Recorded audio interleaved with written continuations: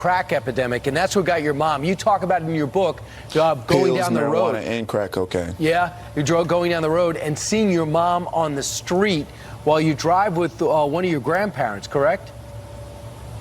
Yeah, so when I was, and that's actually what propelled me to politics. I talk about in my book, Taking for Granted How Conservatism Can Win Back the Americans That Liberalism Failed. My grandfather, who I saw almost every weekend, he was in plumbing construction business. We were riding through an area of Chicago called Inglewood, one of the hardest hit areas in terms of the violence today. And I see a lady who I just knew was my mom. She looked drugged up and beat down. And as we're riding by, I noticed that it wasn't her. And I mentioned to my grandfather what I had just seen, and he told me, after I asked, what can I do to prevent this type of thing from happening, he said it was the elected officials that can provide stronger penalties of law for those who sell and distribute drugs, and they can provide grant funding for those who want to be rehabilitated.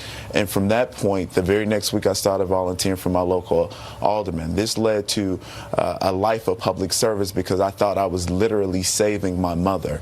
I wrote this book, Taken for Granted, because I know after having grown up with a grandmother in extreme poverty where the lights and gas and water was off at the same time, and seeing what the liberal government officials wanted to do, keeping us trapped in a cycle of dependency and victimhood, I wrote this book because I know that our elected officials, whether you be white, black, or indifferent, has taken us all from granted. Whether you be on the south side of Chicago or you be in the Appalachian region and you're poor, white, working class, they've taken us for granted. Whether they've lied to us, as the elites normally have in the Democratic Party, saying that the coal jobs would never come back, the factory jobs would never come back, unemployment in the African American community will always be high. They lied to us. Right. We're seeing a change in that dynamic right now, and I'm thankful that I had people like you, Brian Kilby, who's endorsed my book, Ann Coulter, Ben Shapiro, Newt Gingrich, and I encourage everyone to go to my site, GiannoCaldwell.com, and pre-order the book there.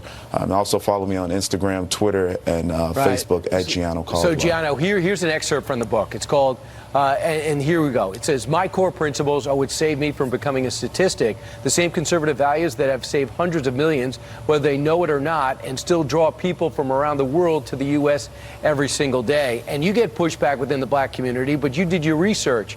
You knew that when Republicans sided, were pushing for the abolition of slavery, they were called radical Republicans, and there was huge pushback then.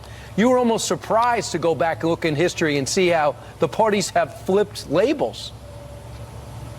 Yeah, you know, it's interesting. The term black Republican, in fact, was a negative term pushed onto Republicans because Democrats thought that white Republicans were doing too much for the African Americans. We talk about the fact that the 1964 Civil Rights Act, or pretty much any civil rights bill that was ever pushed, was actually pushed by way of Republican support.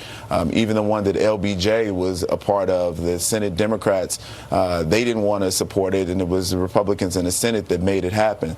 So yeah, gotcha. I was misinformed coming up in the community in which I was, but there's so many other individuals that are misinformed. Right. And I wrote this book to check those Gotcha. Fallacies and false narratives, expose them. And Gianno comes out in November. I had a chance to read it. It's excellent. Gianno Caldwell, thanks so much. Thank you.